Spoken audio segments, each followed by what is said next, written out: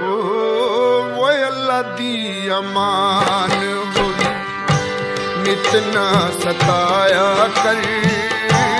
अल्लाह दी अमान होई नित ना सताया कर।